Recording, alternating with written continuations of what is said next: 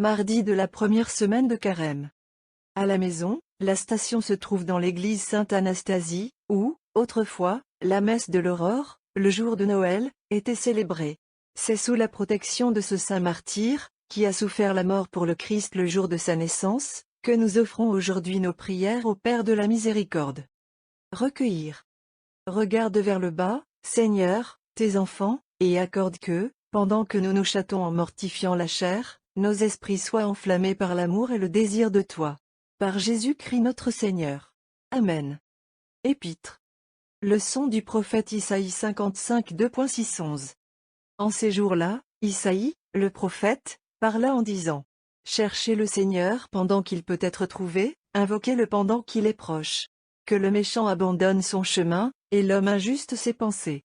Et qu'il retourne au Seigneur, et il aura pitié de lui, ainsi que de notre Dieu, car il est abondant à pardonner. Car mes pensées ne sont pas vos pensées, ni vos voix mes voix, dit le Seigneur. Car de même que les cieux sont exaltés au-dessus de la terre, mes voix sont exaltées au-dessus de vos voix, et mes pensées au-dessus de vos pensées. Et comme la pluie et la neige descendent du ciel, et ne reviennent plus, mais trempez la terre, et arrosez-la, et rendez-vous au printemps, et donnez des graines aux semeurs, et du pain aux mangeurs. Ainsi sera ma parole, qui sortira de ma bouche. Il ne me reviendra pas vide, mais il fera ce que je veux, et prospérera dans les choses pour lesquelles je l'ai envoyé, dit le Seigneur Tout-Puissant.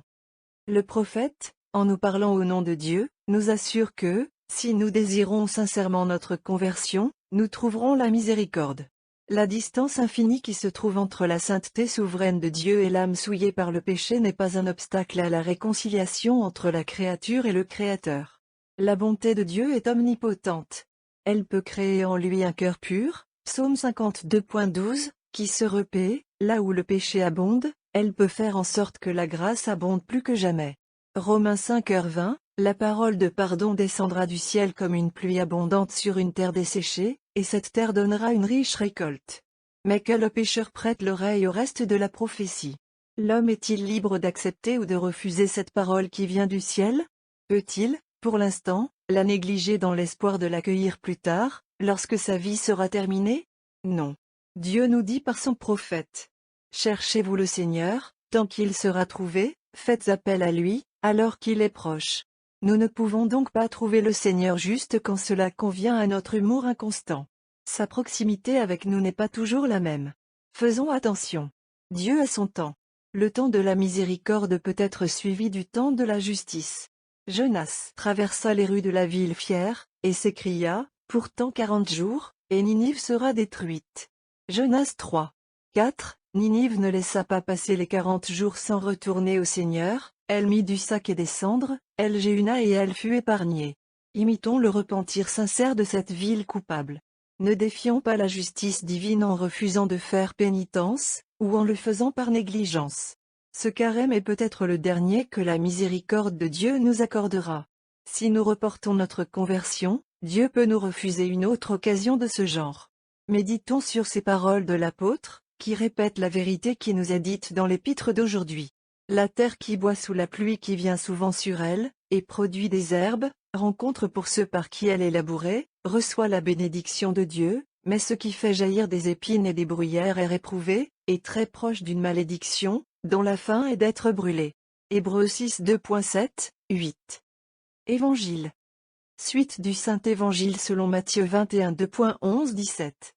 À ce moment-là, quand il est venu à Jérusalem, toute la ville a été déplacée, en disant: Qui est-ce?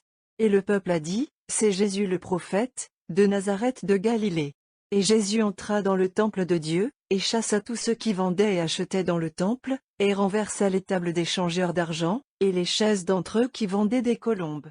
Et il leur dit: Il est écrit: Ma maison sera appelée la maison de prière, mais vous en avez fait un repaire de voleurs. Et là vinrent à lui les aveugles et les boiteux dans le temple, et il les guérit. Et les principaux sacrificateurs et les scribes voyant les choses merveilleuses qu'il a faites, et les enfants pleurant dans le temple, et disant: Hosanna au fils de David, ont été émus d'indignation, et lui ont dit: Écoutez-vous ce que ceux-ci disent? Et Jésus leur dit: Oui, n'avez-vous jamais lu, de la bouche des nourrissons et des tétés, tu as perfectionné la louange? Et les quittant, il sortit de la ville pour se rendre en Béthanie, et y resta. Nos 40 jours ont à peine commencé, et nous trouvons les ennemis implacables de Jésus montrant leur haine contre lui. Cette haine va bientôt entraîner sa mort. Mais comment cela se passe-t-il? N'ont-ils pas été témoins de ses œuvres merveilleuses? C'est vrai, mais l'orgueil et la jalousie leur ont fait perdre la raison. Ces gardiens infidèles du temple de Dieu ont vu Jésus exercer son autorité dans le lieu saint, et ils n'ont pas ouvert leurs lèvres. Ils étaient étonnés de ce qu'il faisait, et ils le craignaient. Ils n'ont même pas protesté quand il a appelé le temple sa maison, car ils étaient impressionnés par sa grande vertu et son pouvoir surhumain. Mais ces premières impressions s'étant apaisées, leur impiété audacieuse revient. Ils entendent les petits enfants saluer notre Sauveur avec Hosanna, et ils sont indignés. Ils ont de l'effet d'être choqués par cet honneur qui est rendu au fils de David, qui se déplaçait partout pour faire le bien. Ces docteurs de la loi sont aveuglés par la passion et ne peuvent ni comprendre les prophéties, ni leur accomplissement. C'est la vérification des paroles d'Isaïe, que nous venons de lire dans l'Épître. Ils ne chercheraient pas le Seigneur tant qu'il serait près d'eux, et maintenant qu'ils parlent même avec lui, ils ne le reconnaissent pas pour leur Messias. Les petits enfants le connaissent et le bénissent. Les sages d'Israël ne voient en lui qu'un ennemi de Dieu, et un blasphémateur. Profitons, au moins, de la visite qu'il nous accorde maintenant. De peur qu'il ne nous traite, comme il l'a fait pour les principaux sacrificateurs et les scribes, et qu'il ne nous quitte. Il leur retira sa présence, il sortit de la ville et retourna à Béthanie, qui était près de Jérusalem. C'est là que Lazare vivait avec ses 2 sœurs, Marthe et Marie-Madeleine. Marie, la mère de Jésus, s'était également retirée, attendant le terrible événement. Saint Jérôme observe ici que le mot Béthanie signifie la maison d'obéissance. Ceci, dit le saint docteur, devrait nous rappeler que notre Sauveur se retire de ceux qui sont rebelles à sa grâce, et qu'il aime être avec eux qui sont obéissants. Sur Matthieu 21, apprenons bien la leçon. Et en ces jours de salut, montrons, par notre obéissance à l'Église et notre soumission au guide de notre conscience, que nous sommes profondément convaincus de cette vérité, qu'il n'y a pas de salut pour nous, si ce n'est dans l'humilité et la simplicité du cœur. Inclinez-vous la tête devant Dieu. Que nos prières, ô Seigneur, montent vers toi et délivrent ton Église de toute méchanceté. Par le Christ notre Seigneur. Amen. L'Église gothique d'Espagne, dans son missel mozarabe, nous propose cette formule, que nos lecteurs apprécieront à juste titre. Supplication. Dominique II. In quadragesima. Ayez pitié de nous, ô Seigneur très miséricordieux, et épargnez votre peuple. Car nous avons péché contre toi. Nous nous prosternons tous devant toi, et versons nos larmes, nous te confessons nos péchés cachés, et nous te supplions, Dieu, de nous pardonner. Car nous avons péché contre toi. Recevez les prières de vos prêtres, et accordez abondamment ce qu'ils demandent, et ayez pitié de votre peuple, Seigneur. Car nous avons péché contre toi. Tu es en colère contre nous, nos crimes odieux nous ont inclinés vers la terre, et nous nous sommes évanouis, parce qu'il n'y a pas d'espoir en nous.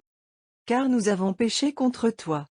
Nous avons été la proie de maux que nous ne connaissons pas, et tous les maux sont venus sur nous, nous avons fait appel à vous, et nous n'avons entendu aucune réponse.